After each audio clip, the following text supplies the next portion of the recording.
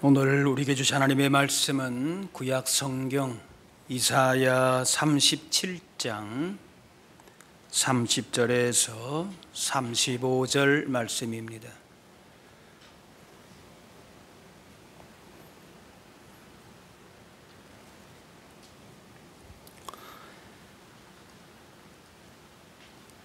왕이여, 이것이 왕에게 징조가 되리니 우리는 스스로 난 것을 먹을 것이요, 둘째 해에는 또 거기에서 난 것을 먹을 것이요, 셋째 해에는 심고 거두며 포도나무를 심고 그 열매를 먹을 것이니이다.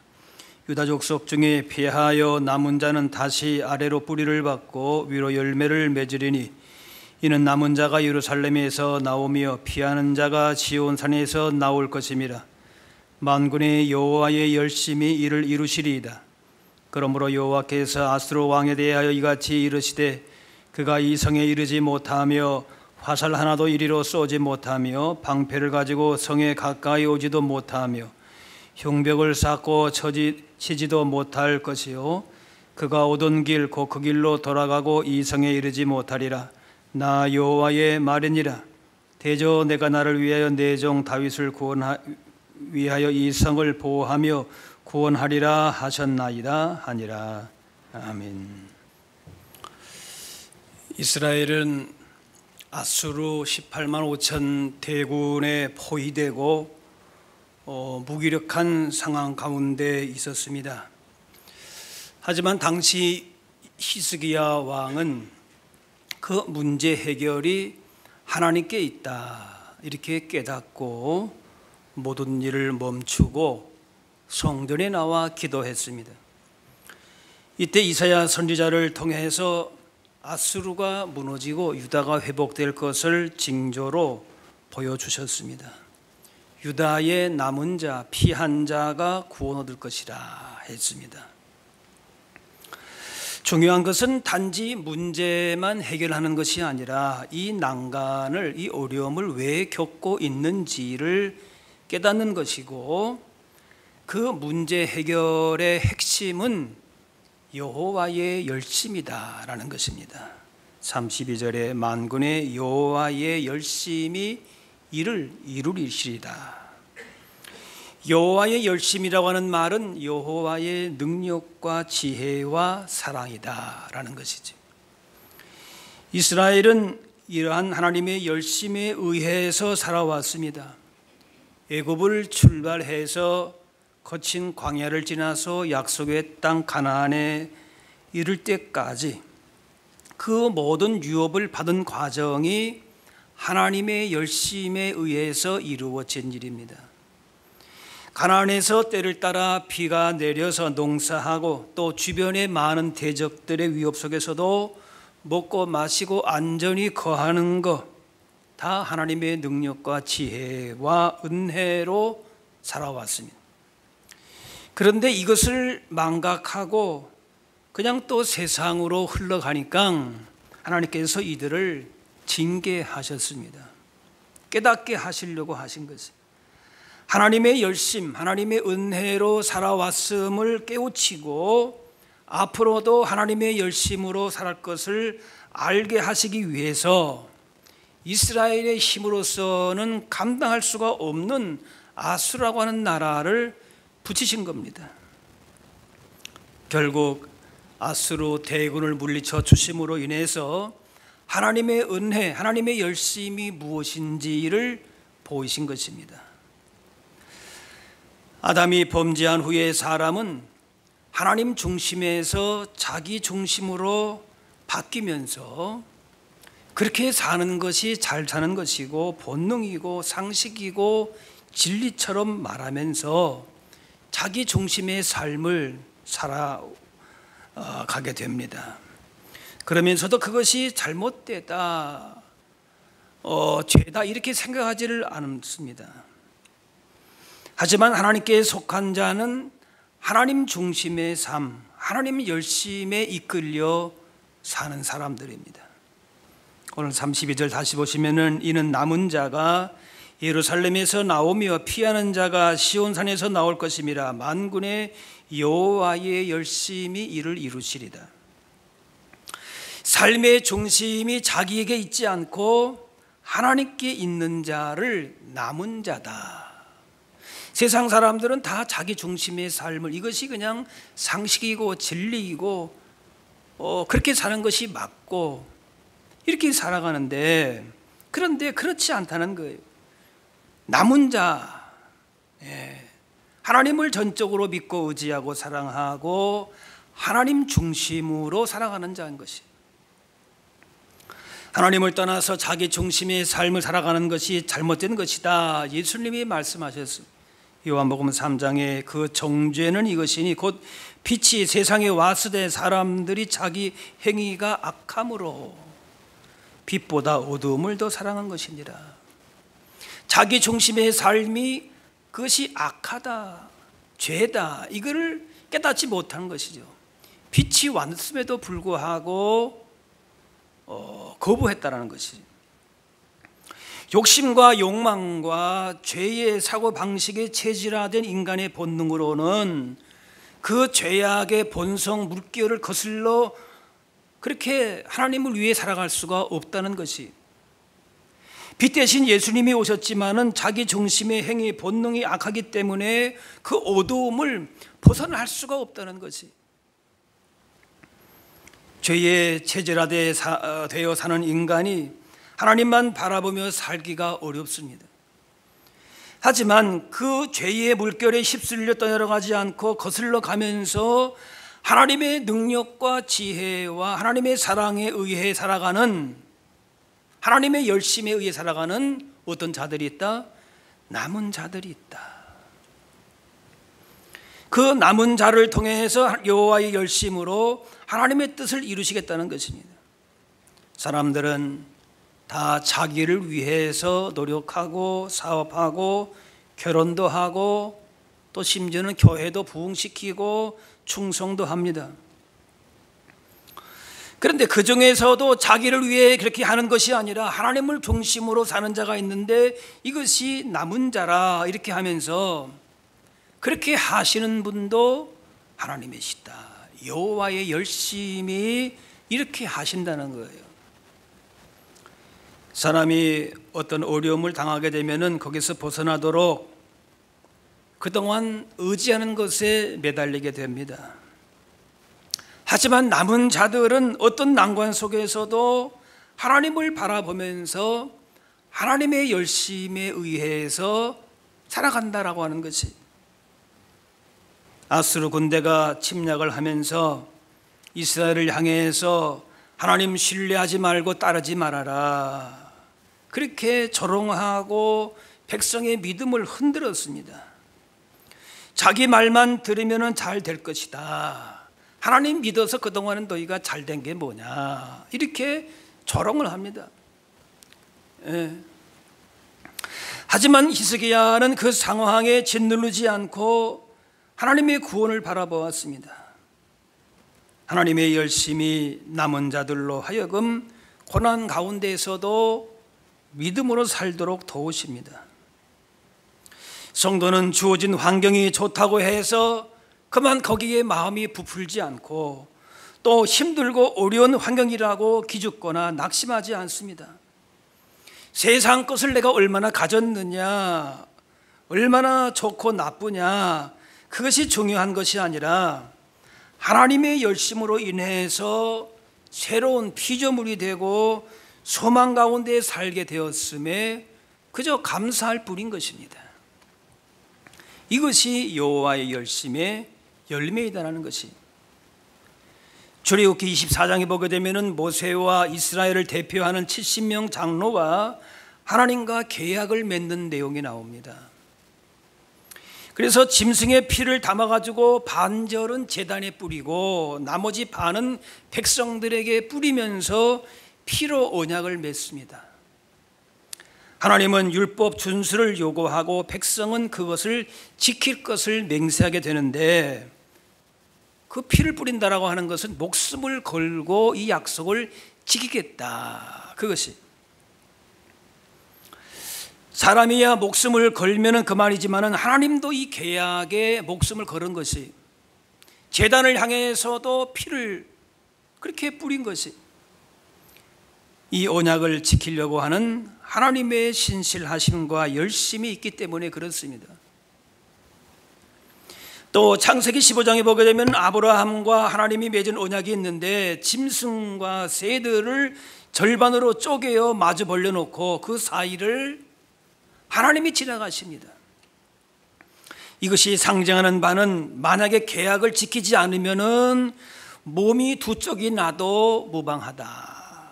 어떻게 보면 좀 살벌한 그런 계약이죠. 그런데 이 사이를 하나님만 통과하심으로 인해서 언약을 성취하려고 하는 하나님의 의지, 하나님의 열심을 보여주십니다. 하나님은 자유로우신 분인데 계약을 맺는다는 것은 얽매이는 거지요. 그리고 하나님이 목숨을 내놓는다. 이거 말도 좀 우리가 이렇게 표현하기도 좀 어색하지 않습니까? 그런데 그렇게 약속을 하나님이 하신 것이에요. 이스라엘 백성들에게도 그렇게 피로 약속을 하시고 아브라함에게도 그렇게 약속하셨다는 거예요. 하나님께서 그 부자유함을 기꺼이 받아들인다고 하는 것은 그 하나님의 열심은 그 안에 사랑이 없으면 이렇게 하실 수가 없지요. 약속에 신실하신 하나님께서 언약을 지키기 위해서 끊임없이 행동하시기 때문에 우리가 희망의 끈을 놓지 않은 것이. 에레미야가 3장에 여호와의 인자와 긍휼이 무궁하심으로 우리가 진멸되지 아니함이니이다. 이것들이 아침마다 새로우니 주의 성실하심이 크시도이소이다. 하나님의 인자와 사랑과 열심이 한때로 끝나. 사람은 그럴 때가 많죠. 근데 하나님은 열심은 계속해서 아침마다 새롭다.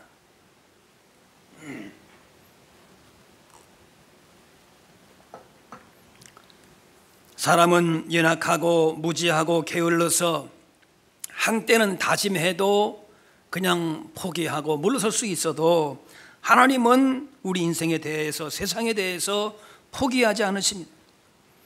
사람이 망친 역사에서도 하나님은 다 버리지 않고 씨앗을 남겨두십니다. 남은 자가 그릇토기가 있다는 거예요. 때가 되면은 죽은 땅에서도 다시 꽃을 피우고 열매를 맺게 하십니다. 이것이 여호와의 열심, 성실하심입니다. 우리는 늘 자기 중심의 삶을 사는 것이 본능이지만은 날마다 예수님이 삶의 중심되고 예수님을 사랑할 수밖에 없도록 하시는 거, 우리 가운데 이러한 믿음 가운데 설 수 있도록 하시는 그것이 우리의 열심 노력이 아니라는 것이 성령님의 역사요 여호와의 열심입니다. 그래서 약속에 신실하신 하나님께서 변함없는 사랑으로 이끄십니다. 환난이나 어려움에도 유동하지 않고 예수님 이름만 존귀하게 된다면 그것으로 우리는 기뻐하며 감사하게 되는 것입니다. 그러므로 우리는 예수님을 보내주신 그 놀라운 사랑, 하나님의 열심에 의해서 움직이는 사람들이고, 무엇을 해도 자신의 흔적을 남기는 것이 아니라 그건 다 자기 중심적이에요. 뭘 해도 그래요. 그저 예수님만 따라합시다. 예수님만 자랑하고 전하겠습니다. 네, 그러한 사람이 하나님의 열심에 의해서 움직여지는 사람이에요. 어떤 일을 할 때에 내 이름과 내 영광과 내 뭔가를 남는다. 물론 그럴 수 있죠. 그러나 정말 하나님의 열심에 의해서 움직여지는 사람은 아하, 하나님이 하셨구나, 하나님의 성실하심이구나, 그렇게 느낀다는 거예요. 여호와의 열심이 아닌 인간의 열심에 의한 업적은 결국 세상 탐욕적인 것에 그런 가치에 매이고 종교적이고 혹은 더 나아가서 미신적인 그런 흔적이 우리 안에도 있을 수 있습니다. 그러나 예수님으로 그 마음이 다스림 받는 사람은 눈에 보이는 자랑이나 업적 이런 것과 상관없이 늘 기쁘고 만족하고 평안합니다. 여호와 열심으로 살아가는 사람은 하나님께 뭔가를 받아보겠다든지 또 세상에서 일어난 일들을 이렇게 지켜보면서 그렇게 하나님의 역사를 내가 확인해 봐야 되겠다. 그것이 아닌 것입니다.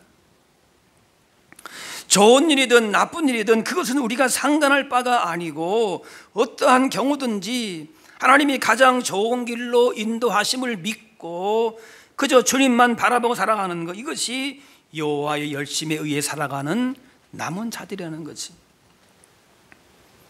세상에 매이고 죄와 사단의 종이 되게 되면은 물질과 자신을 우상하게 됩니다.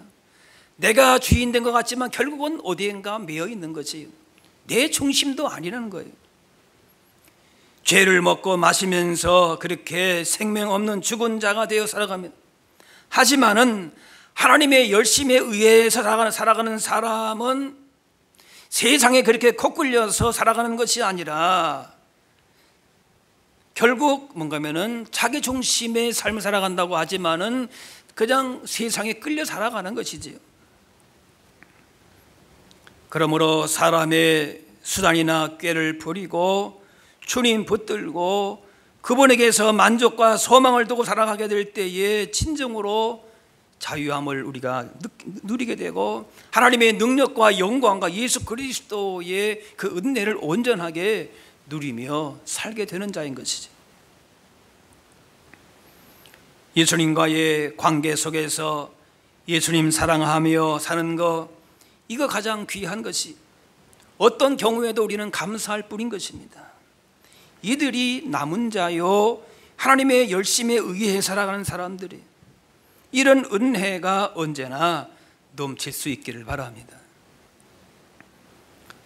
사명을 피해서 동굴로 들어간 엘리야가 있습니다. 850대 1에서 승리를 했음에도 불구하고, 그런데 아합의 부인 이세벨의 그 위협 속에서 그만 동굴로 피신한 거예요. 하나님이 물으십니다.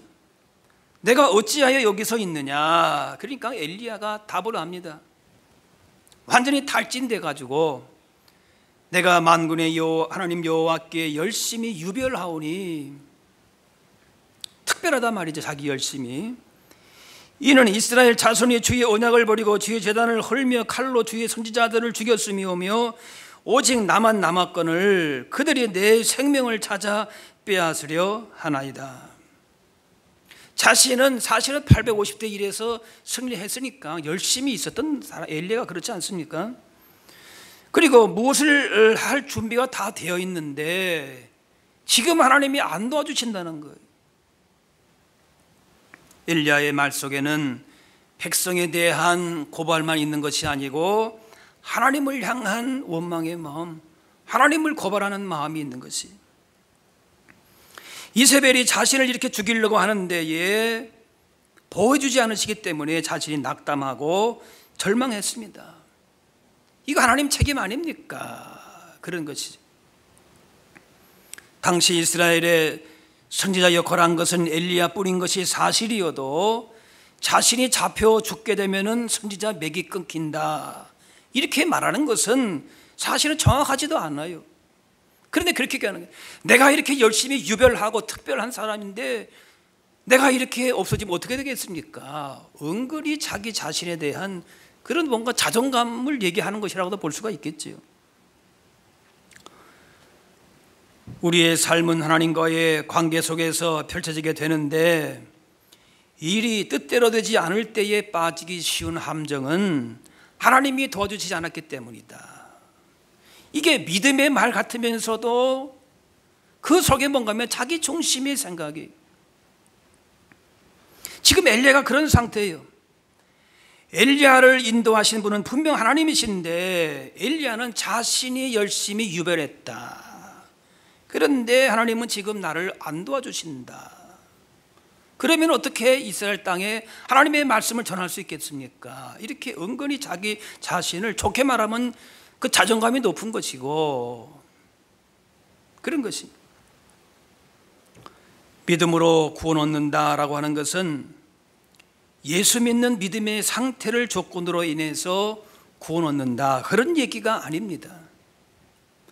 구원 얻는 근거가 자기에게는 아무것도 없다는 뜻입니다. 하나님이 아브라함에게 내 후손이 하늘의 별처럼 많아질 것이라 하셨지만은 아브라함은 그 약속의 말씀을 듣고 나서도 믿지 못하고 그 여종 하갈과의 관계에서 이스마엘을 얻었습니다. 그럼에도 다시 찾아오셔서 내가 너를 여러 민족의 아버지가 되게 하겠다 하셨습니다. 그리고 이름도 아브라함에서 아브라함으로 바꾸셨습니다. 아브라함이 하나님을 믿었다기보다는 하나님께서 아브라함으로 하여금 믿게 만들었다라고 하는 말이 맞습니다. 로마서 4장에 아브라함이 하나님을 믿음에 그것이 그에게 의로 여겨진 바 되었느니라 했습니다.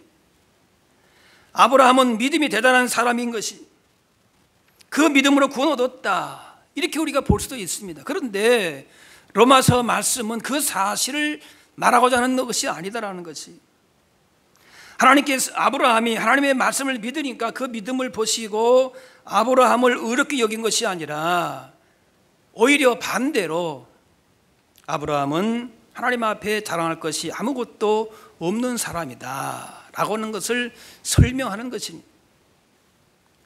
이때에 아브라함은 하나님으로부터 이롭게 여김을 받을 만한 아무것도 사실은 없었습니다. 아브라함이 하나님을 찾아간 것도 아니라 하나님이 아브라함을 찾아오셨습니다. 믿음이 없었음에도 불구하고 하나님께서 의롭다고 여기신 것이, 그렇게 봐주셨다는 겁니다. 창세기 15장, 아브라함이 여호와를 믿으니 여호와께서 이를 그의 의로 여기시고, 아브라함의 믿음을 설명하는 표현이 아니라 하나님의 신실하심을 설명하는 표현인 것이, 아브라함하고 약속을 하실 때도 그렇고 이스라엘 백성들하고 약속하실 때도 그렇고 하나님께서 친히 그렇게 약속을 하신, 제정을 하신 것이, 하나님은 우리가 무언가를 도와드려야 우리를 구원하실 분이 아니십니다. 하나님께서는 홀로 우리의 구원을 이루신 분인 것인 거예요. 이루신 분이셨습니다. 일반적으로 역사나 사회는 사람들의 각성과 행동으로 아니면 오랜 경험으로 발전한다고 합니다. 하지만 성경은 먼저 일하시고 행동하시는 분이 계신데 바로 하나님이심을 말씀합니다. 아무것도 없는 데서, 어떤 요구도 없었는데도 하나님은 세상을 만드셨습니다. 이스라엘 나라를 세우려고 하는 누구의 구상도 없었고, 또 십자가의 구원을 통한 구원 계획도 하나님께서 먼저 하신 것입니다. 그런데 여기에 우리의 소망이 있는 것입니다. 하나님의 역사에 대해서, 인생에 대해서 가만히 보고 계시지만 않으시고 계신다는 것입니다. 이러한 하나님에 대한 신실하심과 사랑과 열심에 대한 신뢰가 있을 때에 우리가 소망 가운데 살아갈 수 있는 것이죠. 물론 사람들의 행위가 그러면 완전히 배제가 되는 것인가? 그것은 아닙니다. 하나님의 부르심이나 계획은 인간이 응답할 때에, 순종할 때에 또한 이루어지게 되는 것입니다. 하나님은 요나에게 니느웨로 가서 말씀 전하라 하셨지만은 처음에 불순종했습니다. 요나는 원수 같은 그 니느웨에 심판과 회개의 메시지를 전하라 하니까 그럴 마음이 없었습니다. 그냥 망하도록 그렇게 하고 싶었습니다.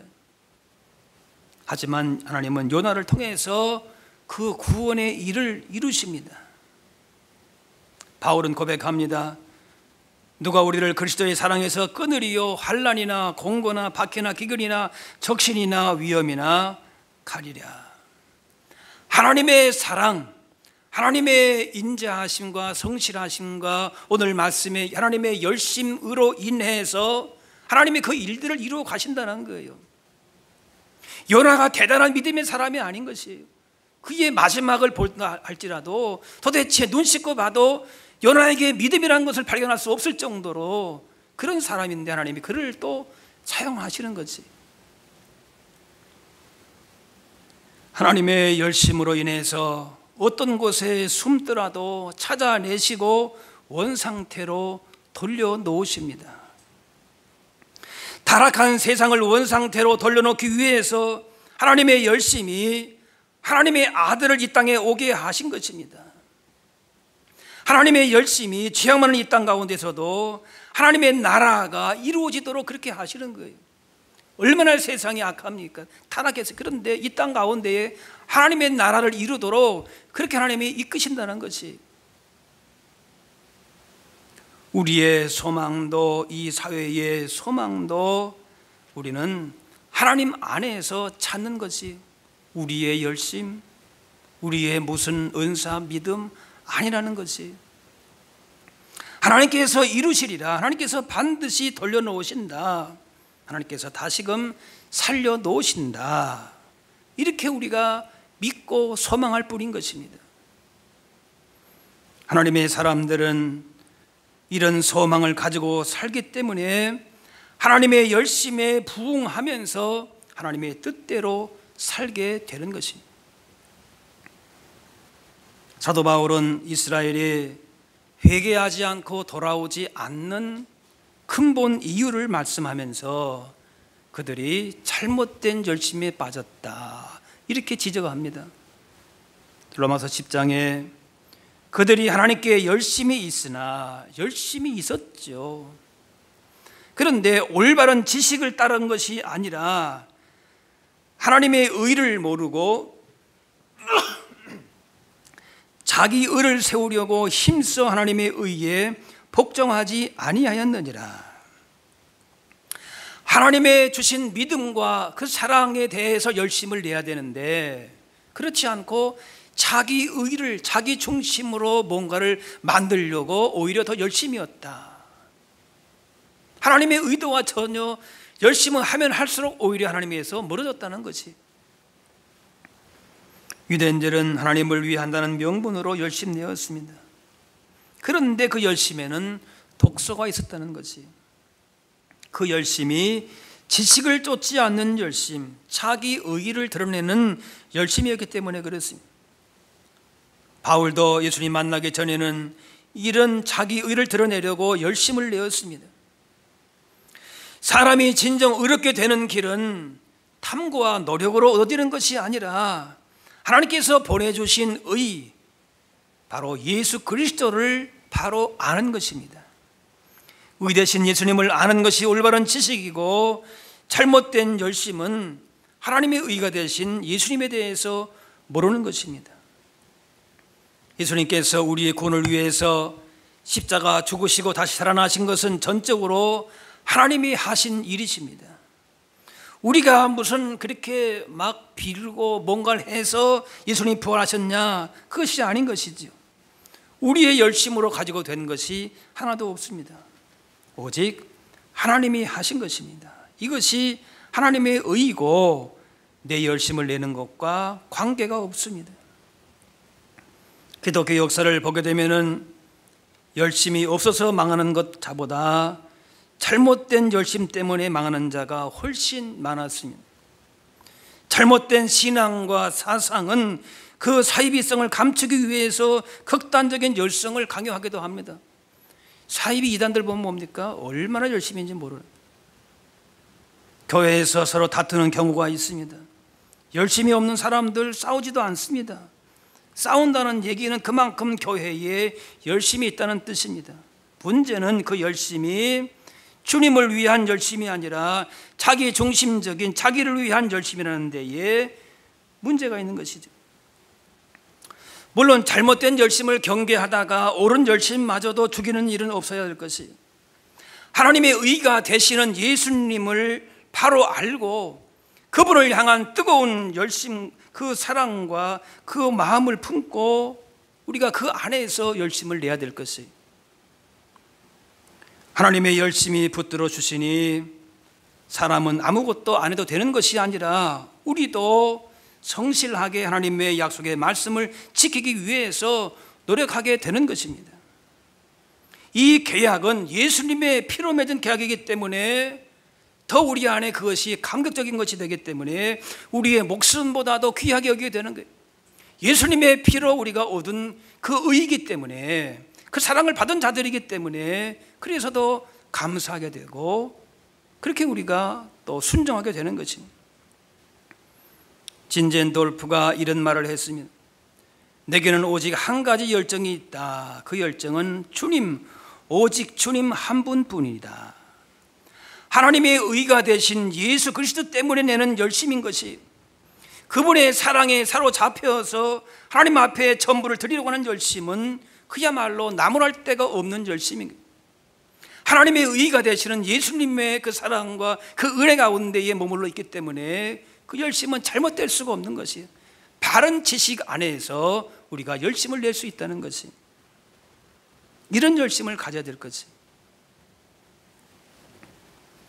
하나님의 일하심을 감각으로 인식하지 못하고 미처 깨닫지 못할 수 있지만은 눈으로 하나님께서 하시는 일이 보이지 않을 뿐이고, 하나님은 언제나 우리 곁에 가장 가까이 계셔서 역사하시고 일하십니다. 그러므로 우리 인생의 역사하심을 확신하면서 하나님을 사랑하고 섬기는 일에 변함없이 우리도 힘써야 할 것입니다. 당장에 무슨 징조가 안 보여도 하나님의 뜻과 계획을 따라서 구원 베푸심을 기억하면서 잠잠하게 하나님을 바라볼 때에 하나님께서 우리 가운데 행하시는 그 신실하심과 사랑과 인자와 하나님의 열심을 우리가 분명하게 보게 되고, 그 주신 은혜 가운데에, 그 하나님의 열심 가운데에 우리 안에 주시는 그 복을 더 풍성하게 누리실 수 있게 되기를 바랍니다. 기도하겠습니다. 사랑의 아버지 하나님, 오늘도 주님의 구원의 은혜와 사랑 가운데 인도해 주시고 이렇게 때를 따라 예비하신 복을 누리게 하시니 감사합니다. 지금까지 살아온 모든 것이 하나님의 은혜, 하나님의 신실하신 하나님의 열심이었음을 우리가 날마다 감사하며 주신 사명도 신실하게 감당하며 살게 하여 주옵소서. 인생의 수많은 도전과 시험 앞에서도 주께서 언제나 먼저 앞서 행하시고 가장 좋은 것으로 인도하심을 믿고 그렇게 주님만 바라보며 날마다 승리하게 하여 주옵소서. 감사드리며 예수님의 이름으로 기도하옵나이다.